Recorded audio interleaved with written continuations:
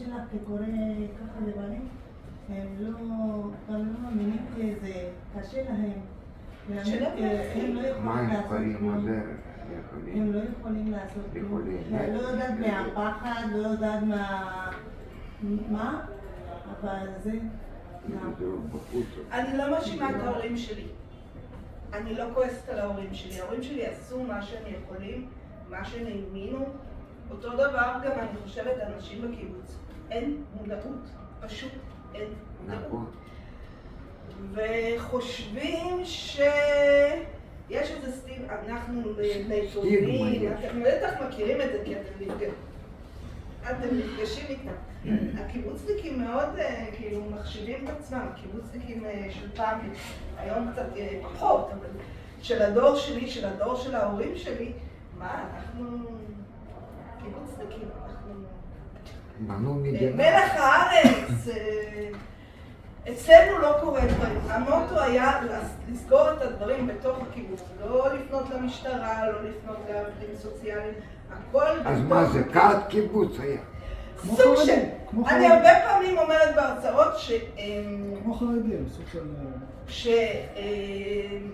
שקיבוצניקים הם כמו... קיבוצניקים, הצד השמוצי שלי צועק החוצה.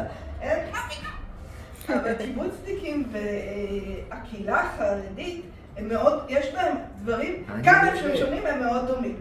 שלסגור בתוך הקהילה, הדברים בתוך הקהילה, בתוך הבית, לא מוציאים החוצה. ואז כשלא מוציאים החוצה, בעצם זה עונה גם לשאלה שלך, פני, אי אפשר לטפל. אי אפשר באמת לטפל בדברים.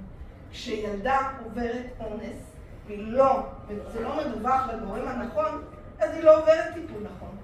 ואז כל החיים שלה, כל הזוגיות, כל החיים משתבשים באופן טבעי. כי משהו שם מעוות. ולא תקנו אותו. לא תקנו עד היום את זה. את אומרת, אחרי האונס, משהו אומר, טוב, רק לדבר אדם כאילו, זה כלום, ולבוא כל בוקר ולראות אותם מולך.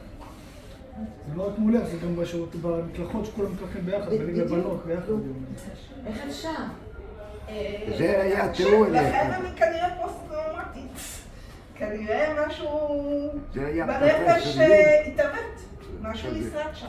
יהודי דם. למדתי, לעסק שלי קוראים סטודיו חתולי. אז...